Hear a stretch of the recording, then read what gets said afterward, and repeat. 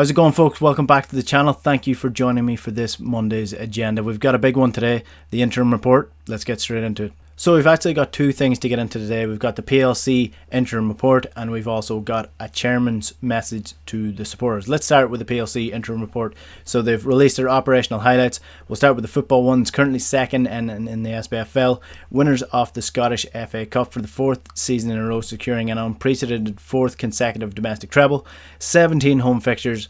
Conclusion of the most successful decade in the history of the club with 20 trophies won. Financial highlights: revenue decreased by 23.7% to 40.7 million. Loss from trading was 0.3 million. Profit from transfer of player registrations 1 million. Loss before taxation of 5.9 million. Acquisition of player registrations 12.7 million. Period net cash off bank 19.7 million. So there's a lot to get in there. I'm not going to go into the finances too much, but essentially what they're wrapping up is the end of the success domestically for Celtic and now working on building again. So the chairman's statement in the interim report, so that's basically his statement to the company, how the company's doing, and also to the PLC members, the people who actually own shares in Celtic. So season 2021 started with further significant investment in our playing squad as we prepared for the season ahead, commencing with the Champions League qualification fixtures featuring challenging single-leg knockout ties as a result of a restricted football environment. We acquired the registrations of Albion Ajeti, Vasilis Barkas and David Turnbull, retained Mohamed El Yunusi on loan and brought in experienced international Shane Duffy and Diego Laxalt on loan. We also retained key players who contributed so much to the team in previous seasons. At the time of writing, we currently sit second in the league, 18 points behind the leaders, having played one game less and with 10 games remaining. The prolonged summer transfer window, the impact of COVID-19, crucially the loss of our passionate support at matches, have undoubtedly had a damaging effect on the performances in domestic and European competitions, but we recognise that our performances have not been good enough. So that's all I'm going to read in terms of the interim report to the PLC board members, because Ian Bankier actually released a statement to the supporters as well. So if you bear in mind, I'm reading this off the screen, so if you want to have a go, you can go find this on the Celtic website as well if you want to have a read it yourself. Interestingly, and I'll come back to this, I did a keyword search, not one mention of Neil Lennon in any of these statements. So in recent weeks, he writes, "Dear supporter, the club has been subjected to widespread comment, mostly concerning but not limited to the team's performance. I have received correspondence from fans expressing their anxiety and seeking information. These messages and feelings are not being ignored, and I accept with due humility what has been said. The frustration that has been expressed is clear and unambiguous. It is shared throughout the whole club. That includes the directors, football management team, staff and the players. Across all media platforms, we have been asked to communicate our reaction to events on and off the park, to reveal our decisions and intentions. It is worth saying that over the period in question, the football manager has addressed each and every game that we've played. The club has made announcements dealing with speculation over the manager's tenure, the COVID-19 breakout amongst our players in January, the appointment of a new CEO, player sales, signings at the end of January transfer window. It is acknowledged that the season to date has been a disappointment. We approached it in a justifiable confidence manner. Having been crowned league champions for the 9th year in a row, we looked forward to making it a quadruple treble in the delayed Scottish Cup. We retained a number of highly sought after players so as to have the strongest squad going into the season. We supplemented our player pool by investing in new player registrations. We had a manager in place with a proven record and a core squad who had created history for the football club. But the harsh reality is that thus far we have not achieved the results we have sought. We have not met the consistently high standards that we have set ourselves and been accustomed to. We do not shy away from these cold facts. Across a plethora of media channels, comments, criticisms are instant. Evaluating our options in order to make the right decisions at this time in the club's history cannot be instant. As things stand, we are operating under government-imposed restrictions with no clear horizon. We are in a period of review we indicated in our announcement on the 7th of December. I must state clearly that all decisions we will be taken in a calm and rational manner. We will not make hasty decisions that we might regret. There is considerable uncertainty as to how and when the game will get back to normal. Equally, there are opportunities ahead of us as the structure of European competition evolves over the next 3 to 5 years. Amongst other things, we will be considering how to take full advantage of what comes our way. And then he goes on to talk about season tickets and how he recognises that it's not the same to pay almost the exact same money to watch the games at home on your TV than it is to, go to the football matches. So there's a lot to unwrap there. And apologies for just reading off the screen for the last couple of minutes, but I felt that I had to get the whole thing across because there's so much in that to unravel. Let's talk about the manager situation, because if you look at that, clearly they're in a period of review. Pretty sure they said on the 7th of December that review is supposed to be done in January. So there's that. There's the fact that the manager was never named in the statement, which is quite weird to me. I thought they would have used his first name or at least his second name. And not making a decision in a hasty manner, that's fair enough. Gone. However, the problem that I have is that they said that the review would be done in January. It wasn't done in January. They are now saying that the review is still ongoing and that they are not going to make it in a hasty manner. But does anybody think that the review is not actually happening at all and they're just trying to get away with it as long as they can? Because I have a funny feeling that we're going to see Neil Lennon in charge of Celtic next year, despite the fact that, as they mentioned, it's been a difficult period. They have not lived up to their consistently high standards set. I wouldn't say that they've lived up to low standards that you would. If you came into the season and you set your lowest possible standards for Celtic, they have not met those. The highest standard you can set for Celtic is to progress into the Champions League and do well in the group stages, win the league, win the cup, win the League Cup. That's high standards. What Celtic have achieved is getting knocked out by second-rate opposition in the early stages of the Champions League qualifiers, getting their tops absolutely handed to themselves in the Europa League. They are now currently 18 points behind Rangers in the league. They were knocked out of the League Cup by Ross County, and fair enough, the Scottish Cup. It's not happening. So if you set the lowest possible standards for Celtic, they have not met them. And yet, they don't want to make a hasty decision. That isn't a hasty decision. Is getting rid of the manager when they're 10 points behind with 3 games in hand with the rest of the season to play. A hasty decision is getting rid of the manager if they're still in contention for the league title, still in contention for the League Cup, still in contention for the Scottish Cup, and did well in Europe earlier on in the season. That would be a hasty decision. A hasty decision is not sacking the manager, getting rid of someone who is clearly not up to the standards of Celtic Football Club when they're 18 points behind Rangers, and like I said, the rest of the competitions are out the door because they were ill prepared for the season. There's clearly no shape in the team. There's clearly no improvements in any players, and yet they still need more time. I think they need more time because they're biding time, because they don't know who or what type of person they need at the club. And I have a real fear that they're going to end up with Neil Lennon because they don't know.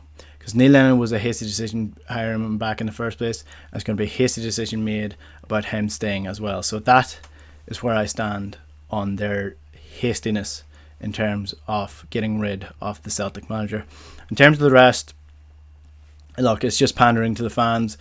Multiple mentions of the quadruple treble all over the place, as if that somehow makes you forget about the current season. And look, I never want to come off as ungrateful, and it's been something that can be thrown fairly easily because it has been the most successful decade in Celtic's history. Like I said in one of my previous videos, Celtic have not finished outside the top 2 in my lifetime, ever. Last time they did it, I wasn't born. And there was a real fear that Celtic might finish outside the top 2 this season. That's how bad it's gotten. That's not being ungrateful. That's being worried about the direction of the club. And I am really worried about the direction of the club. And I still come out of this statement wondering, has anything actually been thought about? Are they reviewing it, or are they just hoping to get to the end of the season, hoping the deficit to Rangers isn't too bad, and just hoping that they can get away with keeping Neil Lennon at the fore because they can't afford to get anybody else, or they haven't sought out anybody else for the job? That's where I stand on that statement. Let's move on to the St. Johnstone game. 2-1, Odsonne Edouard with 2 goals.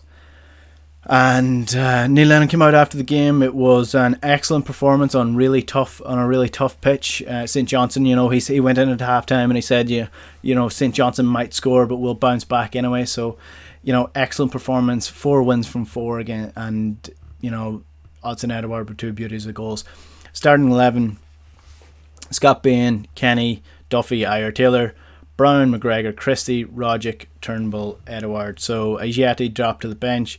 Obviously Welsh comes out for Duffy, so I'm not going to criticise putting Duffy into the team, but it seems like Neil Lennon has equated the last 3 games to his favourite team with that starting lineup, because he's just reverted back to the team that was doing absolutely dreadful for most of the season and had no shape and had no legs and had no creativity. And for the first 60 minutes, my God, what a horrible game that was. Obviously he's going to come out and say it was a good game and they played well, and obviously he's going to do that, but how can he say that's excellent? That was a bloody terrible performance, really, really bad. It was horrendous to watch, and you always felt that St. Johnstone were going to take the lead in that game. That's not how you want. Fair enough, it's bad conditions, whatever. Celtic should be going out and dominating them, and they haven't. They're just scraping by performance against another. Again, it's talent over coaching. St. Johnstone clearly better coach side than Celtic, which is absolutely crazy, and they just don't have the talent to do it. Celtic have the talent and they're just badly coached. So yeah, two pretty good goals from Odsonne Edouard, in fairness to him. Christie did well for the second goal when he did a little dummy for Greg Taylor, but apart from that, Jesus Christ, that was horrendous stuff to watch. And the fact that both the St. Mirren game and this game were on Sky and for the world to see, I wouldn't blame anybody to come away thinking Celtic are horrendous, because we are.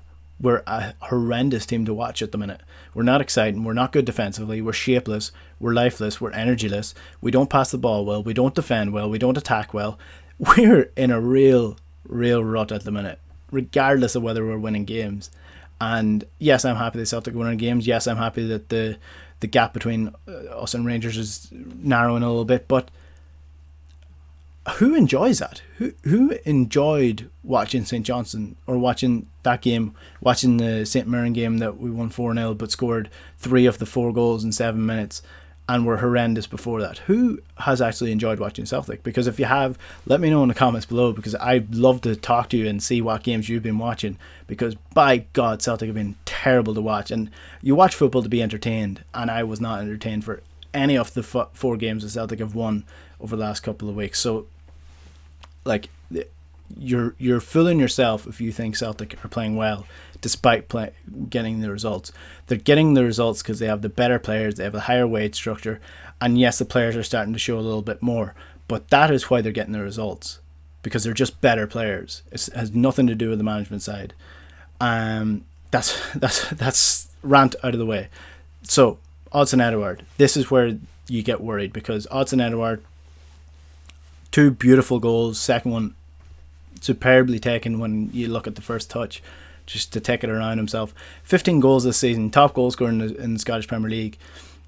I for one have criticised Odsonne Edouard a couple of times. I thought he hasn't been at the races, but the fact that he hasn't been at the races at all this year, and he has 15 goals and he's the top goal scorer, shows you the type of player that we're losing at the end of the season. And don't fool yourself into thinking Odsonne Edouard is going to be at Celtic Park at the end of the year. He's not. He's gone.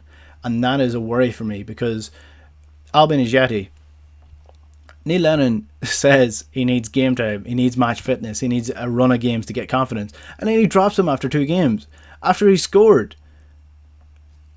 Genuinely, it's baffling.